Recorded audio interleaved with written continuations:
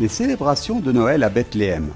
L'entrée de sa béatitude Pierre Battista Pizzaballa, patriarche de Jérusalem pour les Latins, dans la basilique de la Nativité, se déroule cette année au milieu de restrictions pour combattre la propagation du coronavirus. Puis la messe de minuit dans l'église de Sainte-Catherine, près de la grotte de la Nativité, pour annoncer la naissance de Jésus au monde. Un reportage spécial en 2 épisodes consacré à la crèche. Un pèlerinage particulier avec le frère Francesco Patton, custode de Terre Sainte, ainsi que les personnages témoins de la naissance de Jésus.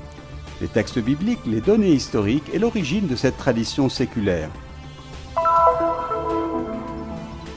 Nous avons vu son étoile à l'Orient et nous sommes venus nous prosterner devant lui. Ce verset de l'évangile de Matthieu est l'inspiration du message traditionnel de Noël du frère Francesco Patton, custode de Terre Sainte.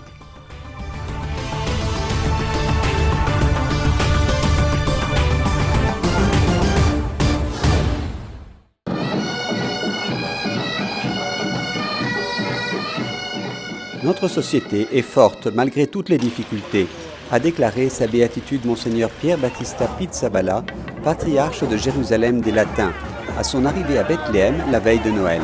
Le cortège de voitures avait quitté Jérusalem peu de temps auparavant. L'entrée dans la ville où Jésus est né marque ainsi le début des fêtes de Noël. Le patriarche a été reçu par les autorités civiles et religieuses, mais sans la foule traditionnelle de visiteurs et de pèlerins de différentes parties du monde, en raison des restrictions imposées cette année par la pandémie de coronavirus. Sur la place de la Mangeoire, devant la basilique de la Nativité, des groupes de scouts et de chrétiens de Bethléem ont participé à la fête pour la vigile de Noël et l'accueil du nouveau patriarche.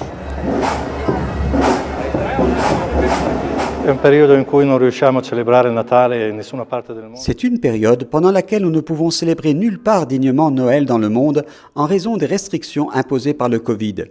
Cela crée certainement beaucoup de tristesse, mais il ne faut pas abandonner. Nous célébrons la naissance du Christ, la victoire du Christ sur toutes les formes de peur.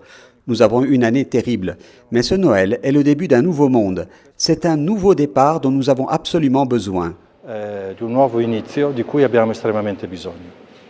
Dans l'église Sainte-Catherine, près de la grotte où Jésus est né, quelques minutes avant minuit, commence comme d'habitude la célébration de la nuit de Noël, avec les vêpres, suivies immédiatement par la messe solennelle présidée par sa béatitude Monseigneur Pierre Battista Pizzaballa.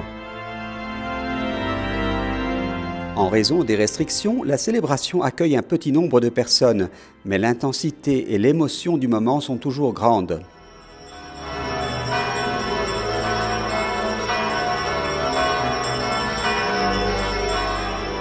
Cette année, le président de l'autorité nationale palestinienne, Mahmoud Abbas, n'assiste pas à la célébration, bien que d'autres autorités gouvernementales soient présentes.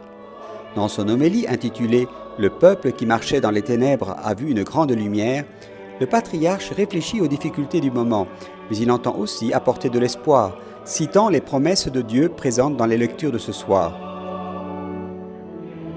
Nous nous sentons tous assombris, fatigués, épuisés, opprimés depuis trop longtemps, a déclaré Monseigneur Pizzaballa.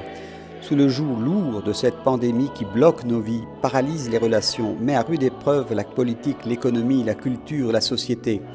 Cependant, a-t-il poursuivi, lors de ma première messe de Noël en tant que patriarche, je ne veux pas accorder ma voix à celle de ceux qui savent si bien décrire la nuit. Je veux donner la parole à la prophétie, faire écho à l'Évangile, vous communiquer la grâce de cette heure. À la fin de l'homélie, le patriarche récite une prière émouvante. À lui, Dieu puissant, nous demandons de vaincre la maladie, le mal et la mort et de nous donner des jours heureux et sereins.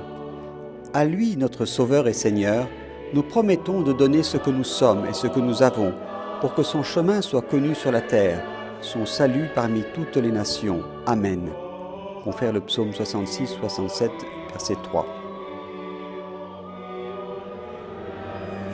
À la fin, tout le monde se rend en procession à la grotte de la Nativité pour vénérer le lieu de naissance de Jésus. Dans la grotte, la première célébration à minuit est présidée par le frère Francesco Patton, custode de Terre Sainte. Quelques messes ont également été célébrées au Chant des Bergers, dont celle présidée par Monseigneur Leopoldo Girelli, délégué apostolique pour la Palestine. À la fin, Monseigneur Girelli a fait un pèlerinage du village de Betsahour à la grotte de la Nativité. Un Noël différent, mais plein de sens, dans l'essence de Noël.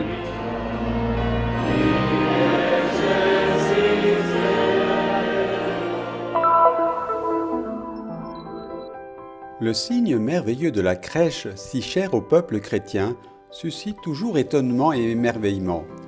Représenter l'événement de la naissance de Jésus équivaut à annoncer le mystère de l'incarnation du Fils de Dieu avec simplicité et joie.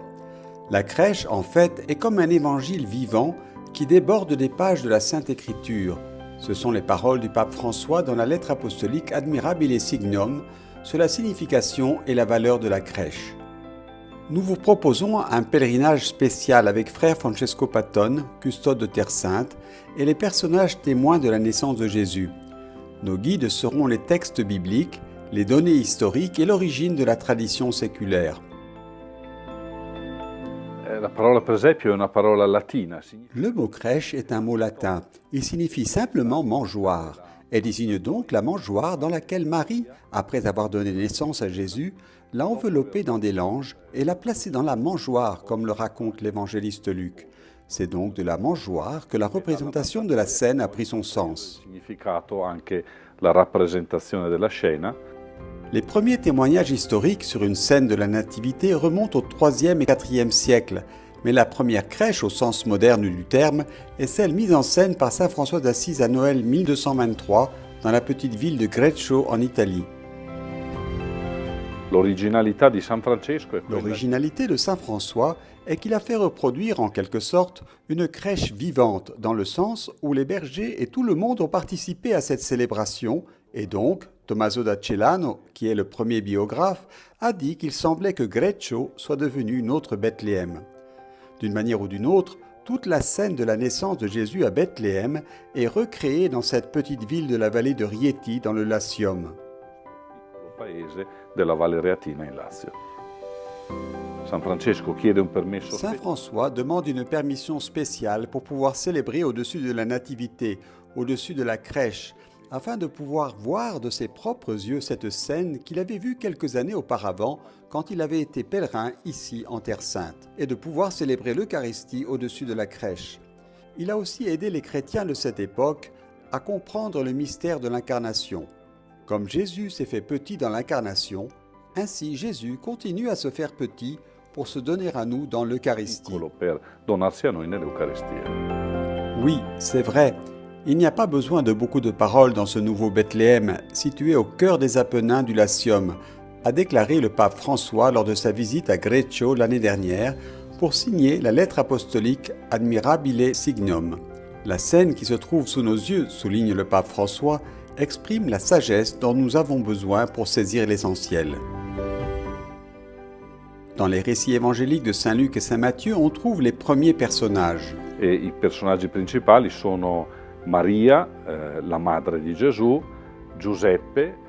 Les personnages principaux sont Marie, la mère de Jésus, Joseph, le père putatif de Jésus, celui qui l'introduit dans la lignée de David, et évidemment l'enfant Jésus, qui est le personnage principal. Ensuite, dans l'histoire de Luc, nous trouvons également d'autres personnages. Nous trouvons par exemple des bergers et des anges. C'est l'évangéliste Luc qui raconte que lorsque Jésus est né, il est déposé dans la mangeoire. Plus ou moins au même moment, disons, non loin de Bethléem, dans le lieu que nous connaissons très bien, Beit Sahour, le champ des bergers, un ange apparaît aux bergers qui étaient en train de veiller. « Je vous annonce une grande joie. Aujourd'hui, pour vous, dans la ville de David, un sauveur est né. » Et l'ange ajoute également « Et voici le signe qui vous est donné. Vous trouverez un nouveau-né emmailloté et couché dans une mangeoire. » Vedrete il bambino deposto nella mangiatoia e sua madre. E poi l'altra scena in cui compaiono. Et puis l'autre scène dans laquelle apparaissent les chœurs des anges est celle où les anges se mettent à chanter « Gloire à Dieu au plus haut des cieux et paix sur la terre aux hommes qu'il aime » ou aux hommes de bonne volonté, selon la manière dont est traduit le mot utilisé par l'évangéliste Luc. Voici donc un peu les personnages que l'on trouve, et ces personnages partent idéalement, nous pourrions dire, du champ des bergers, et arrivent à Bethléem, à l'endroit où Marie a donné naissance à l'enfant Jésus. Betlemme fino al luogo dove Maria ha dato alla luce il bambino Gesù.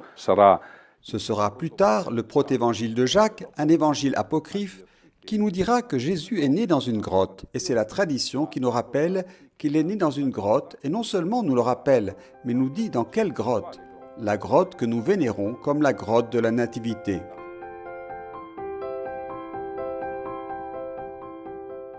I pastori diffondono la notizia e allora Les bergers répandent la nouvelle, puis l'évangéliste Luc ajoute un détail. D'autres personnes se réjouissent aussi de cette naissance, et l'on imagine déjà la scène de la crèche se déroulant le jour de Noël, et l'on voit tous ces personnages arriver vers la grotte de Jésus. che arrivano verso la grotta di Gesù. In una delle raffigurazioni, forse la più famosa, Dans l'une des représentations, peut-être la plus célèbre, celle de la crèche napolitaine, toutes sortes de professions, de personnes, de personnages entrent et se dirigent vers l'enfant Jésus. Ce n'est pas un non-sens, c'est une vérité profonde, une interprétation, une actualisation. Après avoir entendu l'annonce des bergers, nous tous, quel que soit le travail que nous faisons, sommes invités à aller à la grotte, à la crèche, et à adorer l'enfant Jésus qui est né pour nous en tant que sauveur, et nous apporte cette grande joie, cette paix que seul Dieu peut nous apporter. Salvatore, e ci porta questa grande gioia, ci porta questa pace che solo Dio può portare a noi. L'augurio è che il bambino Gesù possa entrare dentro le nostre case, come ha detto anche Papa Francesco. Mon souhait est que l'enfant Jésus puisse entrer dans nos maisons, comme l'a dit le pape François lors d'un de ses messages de Noël, que Jésus puisse être placé cette année non pas dans n'importe quelle crèche, mais qu'il puisse être déposé à l'intérieur de la famille, oserais-je dire, à l'intérieur de la crèche qu'est le cœur de chacun de nous, parce que c'est la manière la plus authentique de célébrer Noël. Mes vœux de Noël pour ceux qui nous suivent à travers le CMC sont que chacun de nous soit capable d'accueillir cet enfant et que nous puissions nous-mêmes devenir ce berceau vivant qui l'accueille et le communique aux autres. Ciascuno e ciascuna di noi riusciamo ad accogliere quel bambino e a diventare noi stessi una culla vivente che lo accoglie e che poi lo comunica agli altri. Dans le deuxième épisode, nous trouverons l'histoire de Saint Matthieu avec des rois mages qui apportent l'or, l'encens et la myrrhe à l'enfant Jésus, et le pape François qui restitue à la Terre Sainte un fragment de la relique du berceau de l'enfant Jésus conservé dans la basilique de Sainte-Marie Majeure à Rome.